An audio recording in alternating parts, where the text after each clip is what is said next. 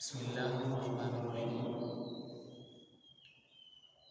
या अय्युहल्लज़ीना आमनू मन यर्तद्द मिनकुम अन दीनिही फसौफ़ यअतिल्लाहु बिक़ौमिन युहिब्बुहुम व युहिब्बूनहु अज़िल्लतन अलल मुमिनीन अ'iज़्ज़तन अलल काफ़िरीन युजाहिदून फ़ी सबीलिल्लाह वला यख़ाफ़ून लawमता लाइम ज़ालिका फ़ज़्लुल्लाहि यु'तीहि मन यशा वल्लाहु वासि'उन अलीम। सदक़ल्लाहुल अज़ीम। अल्लाह रब्बुल इज़्ज़त से दुआ है कि अल्लाह रब्बुल इज़्ज़त इस दर्स के सिलसिले को इसी तरीके से कायम रखने की तौफ़ीक़ अता फ़रमाए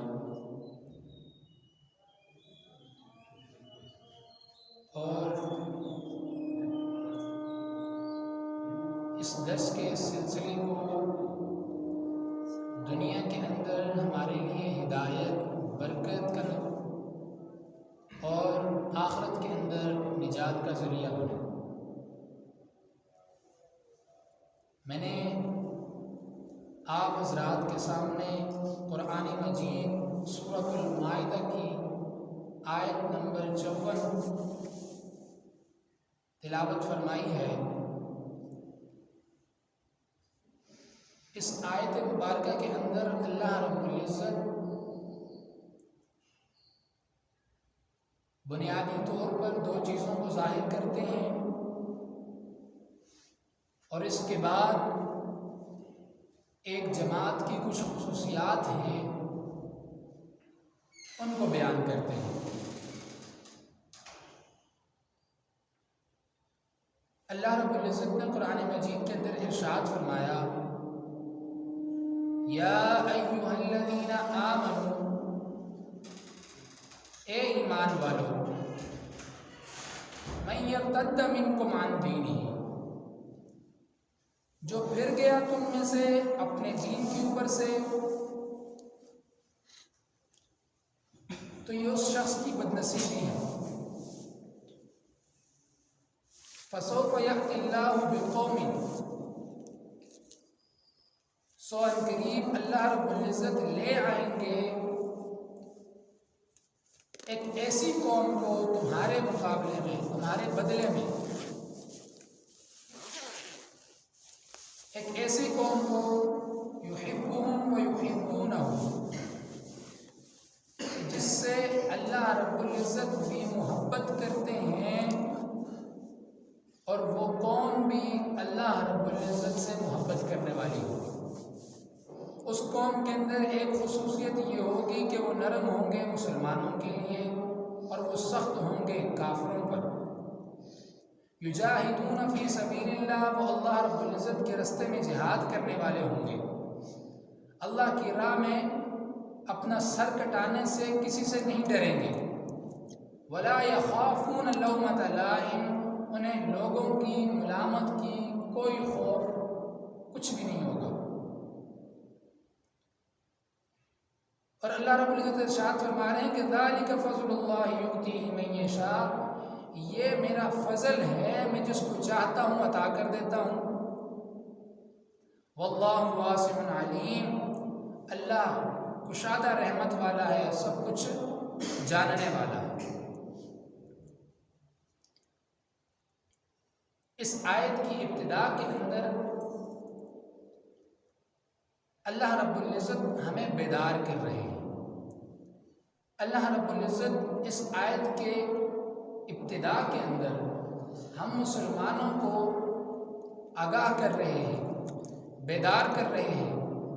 या अय्युहल्लज़ीना आमनू, ईमान वालों से खिताब है कि ए ईमान वालों, मन यर्तद्द मिनकुम अन दीनिही, कहीं ऐसा ना हो जाए कि तुम में से कोई शख्स अपने दीन से हट जाए और हमारा इस दीन से हट जाना, इससे अल्लाह रब्बुल इज़्ज़त की शान में कोई फ़र्क नहीं पड़ता।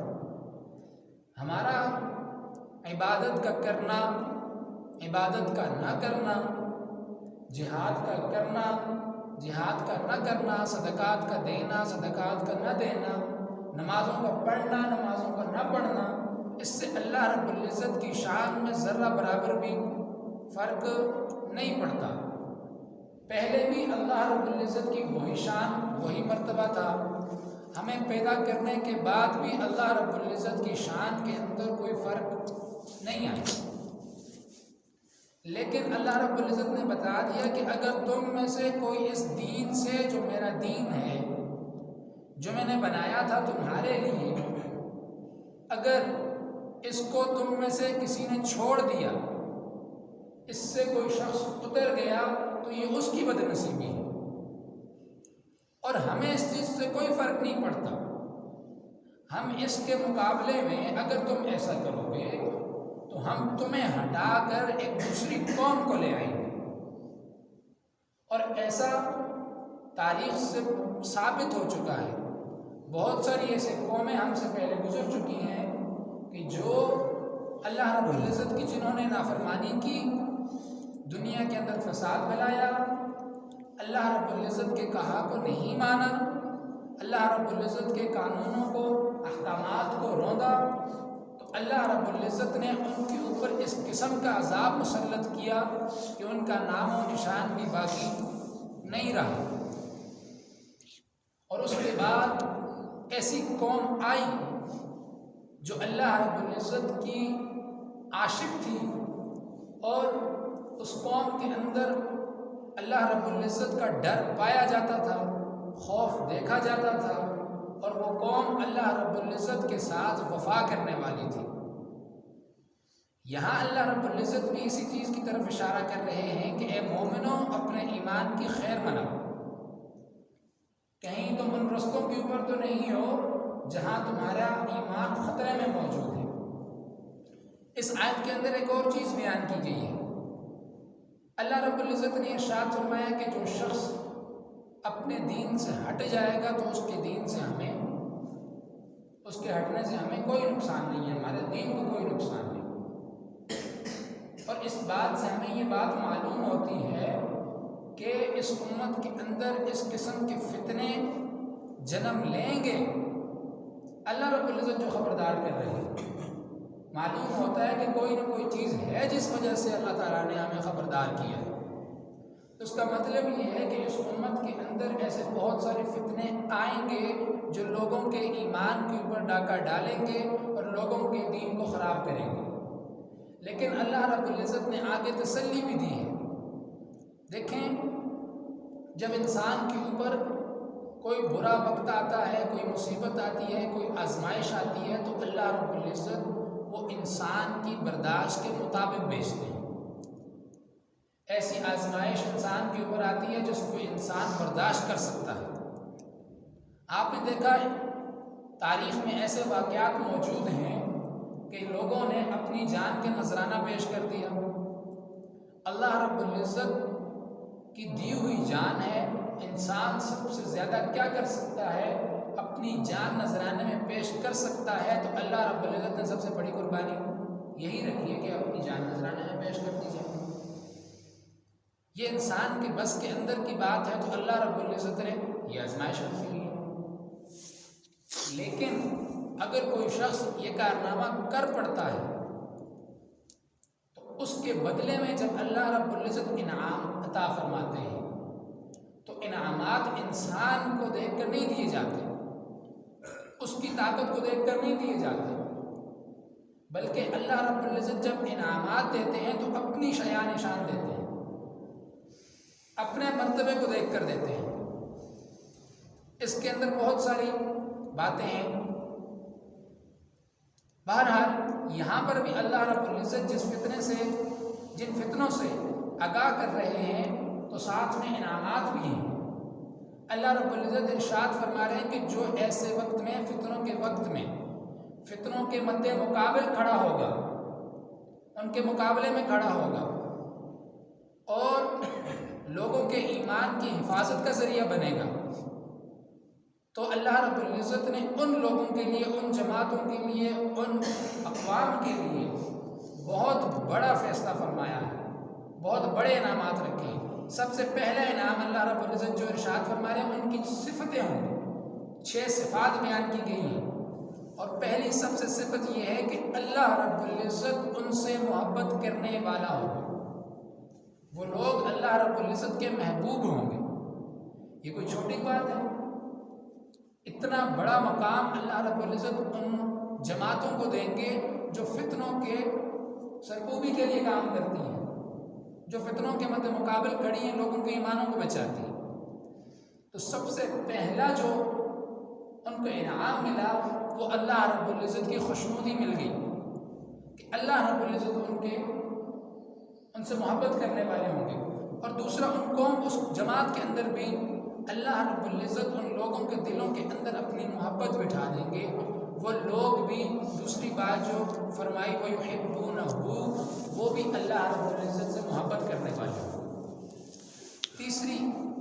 तीसरी सिफत जो इरशाद फरमाई वो ये है कि अज़िल्लतिन अलल मुमिनीन, वो मोमिनों के लिए बड़े नर्म होंगे। जो ऐसी जमात होगी उसकी तीसरी निशानी ये होगी कि वो मोमिनों के मुकाबले में अज़िल्लतन, कमतर होंगे। कमतर का मतलब ये है कि वो सब कुछ होते हुए भी मोमिनों के सामने सर नीचा कर लेंगे और ख़ुद को कुछ भी जाहिर नहीं करेंगे। ये उनके अंदर आजिज़ी होगी। और आइज़तन अलल काफ़िरीन, जब काफिरों का मुकाबला होगा तो ये बड़े सख्त होंगे। जब मुनाफिकों का मुकाबला होगा तो ये बड़े सख्त होंगे। जब फितने के सामने खड़े होंगे तो लोग इनके एक और ही रूप देखेंगे। युजाहिदून फी सबीलिल्लाह, अल्लाह रब्बुल इज़्ज़त के रास्ते के अंदर जिहाद करने वाले होंगे। अब जिहाद की कई सूरतें हैं। कुछ लोगों को अल्लाह रब्बुल इज़्ज़त ने इतना जिगरा दिया है कि वो उस दिल को लेकर मैदान जिहाद में उतरते हैं और अपनी जान का नजराना पेश करते हैं। लेकिन कुछ लोगों के लिए अल्लाह रब्बुल इज़्ज़त ने खत व किताबत का मैदान रखा है कि वो भी बहुत ज़रूरी है। ये भी एक मुजाहिद को सपोर्ट होती है। इसीलिए हदीस शरीफ में आता है कि कल को क़यामत वाले दिन उलमा के कलमों की स्याही जो है वो शहीदों के खून के साथ तोली जाएगी।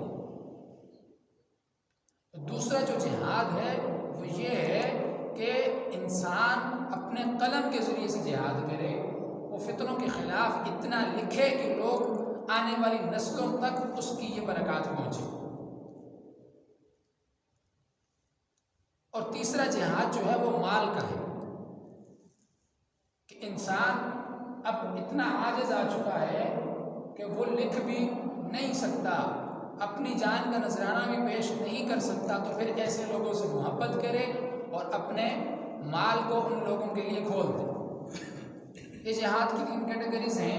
इसके अंदर अल्लाह रब्बुल इज़्ज़त ने इरशाद फरमाया कि वो काफिरों के खिलाफ जिहाद करने वाले होंगे और वला यख़ाफ़ून लौमत लाइम। छठी जो निशानी है वो लोगों की मुलामतों से, लोगों की बातों से खौफ खाने वाले नहीं होंगे। उन्हें इस चीज़ की परवाह नहीं होगी कि मुझे क्या कहा जाएगा, मेरे बेटों को क्या कहा जाएगा, मेरी औलाद को ताने कसे जाएंगे, बल्कि वो काम के अंदर लगा रहता है। इस बात से एक और बात मालूम होती है कि ऐसे फितने आने वाले हैं कि अगर बेटा उनके मुखालिफ खड़ा होगा तो बाप को देखेगा कि बाप उसे बोलेगा कि भाई ये तू किन कामों में पड़ा हो। बेटा सीधे रास्ते पर है, उस फितने को ख़त्म करने के लिए है, या वालिद सीधे रास्ते पर है, उस फितने को ख़त्म करने के रास्ते पर है, लेकिन वो फितने दुनिया के अंदर इस कदर आम हो जाएंगे कि फितनों के मुखालिफ काम करने वाले लोगों को लान तान की जाएगी, मुलामत किया जाएगा, गुमराह कहा जाएगा ये लोग रास्ते से हट गए हैं। तो अल्लाह रब्बुल इज़्ज़त इरशाद फरमा रहे हैं कि वो लोग जो काम करने वाले होंगे वला यख़ाफ़ून, उन्हें इस चीज़ की खौफ नहीं होगी कि लोग मुझे बुरा भला कह रहे हैं, या मेरी वजह से मेरी औलाद को बुरा भला कह रहे हैं, या मुझसे कोई बाइकाट कर रहे हैं। तो उन लोगों को इस चीज़ का भी खौफ नहीं होगा। आगे अल्लाह ताला ने इरशाद फरमाया ज़ालिका फ़ज़्लुल्लाहि युअतीहि मन यशा वल्लाहु वासिउन अलीम। ये अल्लाह रब्बुल इज़्ज़त की तरफ से अता किया हुआ फजल, ये हर शख्स को नसीब नहीं होता, ये जिसको अल्लाह रब्बुल इज़्ज़त चाहते हैं देते हैं। अल्लाह वासिउन अलीम, अल्लाह ताला तो सब कुछ जानने वाले हैं, मुशादा रहमत वाले हैं। इसी तरीके से हज़रत अमीर शरीयत हज़रत मौलाना अताउल्लाह शाह बुखारी रहमतुल्लाह अलैह का जलसा था। उस जलसे के अंदर शेखुल इस्लाम हज़रत मौलाना शबीर अहमद उस्मानी रहमतुल्लाह अलैह की तकरीर भी थी। तो मौलाना ने वहाँ पर यही आयत करीमा पढ़ी। वहाँ जब यही आयतें पढ़ी तो भरे जलसे में ऐलान किया कि मैं गवाही देता हूँ कि आज इस आयत के मिस्दाक मुजाहिद ख़त्म नबूवत अमीर शरीयत सैयद अताउल्लाह शाह बुखारी की जमात है। उस वक्त हज़रत ने यह इरशाद फरमाया, इसलिए कि उस वक़्त जो इर्तिदादी फितना कादियानियत का था, उस वक्त उस फितने के ख़िलाफ़ जो जमात खड़ी थी वो अमीर शरीयत की खड़ी थी। और एक और बात कहना चाहता हूँ, तवज्जो से सुनो, ये उनके अल्फाज हैं। वो ये कि ज़िंदगी के दो मैदान हैं, या यूँ कहो कि आदमी अपनी ज़िंदगी में जो मेहनत करता है, इस मेहनत के दो मैदान हैं। पहला ये कि दुनिया में दुनिया के लिए मेहनत करना।